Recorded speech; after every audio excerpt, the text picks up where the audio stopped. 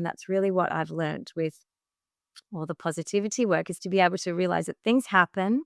Everything that happens, any circumstance outside of ourselves, is neutral. It's not good and it's not bad. It's just what our brain does with that information that decides whether it's good or it's bad.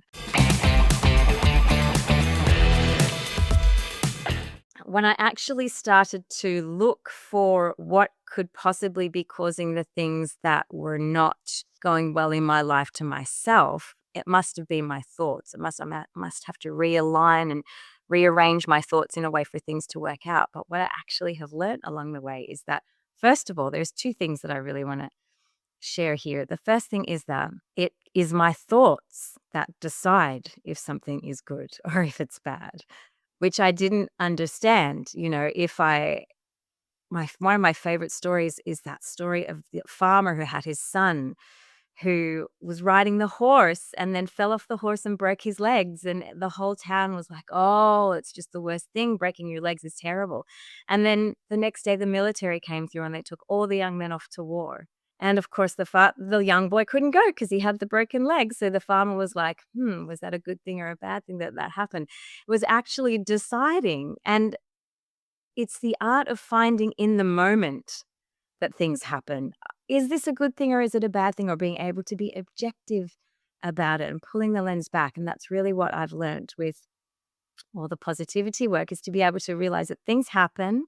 Everything that happens, any circumstance outside of ourselves, is neutral. It's not good and it's not bad. It's just what our brain does with that information that decides whether it's good or it's bad.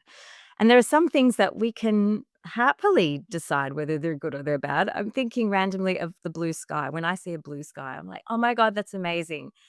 To me, I can go outside, I can be free. I know that I'm going to be able to get some fresh air. I know it's going to be a good day. It actually fills me with positive emotion and I have a positive experience. My son at the moment, my 9-year-old, he sees a blue sky and he freaks out. He's like, "Mom's gonna make me go outside. She's gonna make me put sunscreen on. She's gonna make me put on a hat. I'm gonna have to wear shoes." And to him, a blue sky now is a negative experience. I'm trying to shift that for him, but he has to shift that for himself. But we're working on that one. But you see how the circumstance itself is just simply a blue sky. And then it's whatever our brain does with that to decide whether that's good or bad. I started to understand that, really understand that, but I still had trouble, I have to admit, Randy, to be able to go, "Oh, well, this is what I make it, but how in the world can I find something good from pain I was experiencing in some of my relationships?" I was like, "That's just that person saying that to that other person is not a good, it can't be a good thing. Like, what could possibly be good about that? That this, that my mom being so unwell, so chronically unwell and going downhill and losing her in 3 days, what could possibly be good about, these things? It's like, how do we then get our thoughts to a place where we can choose that it's going to be an experience? Because again, what we've learned is that our thoughts then, once we believe our thoughts, they release chemicals into our bloodstream. They become emotion, which is energy, emotion. Literally, that becomes what we feel. To me, that's that very subtle distinction between emotion and feeling. The emotion is what's actually the chemical reaction happening inside of us, and it becomes what we feel. And then our feelings tell our body what to do. That's how we show up. And then that becomes the experience of what we experience.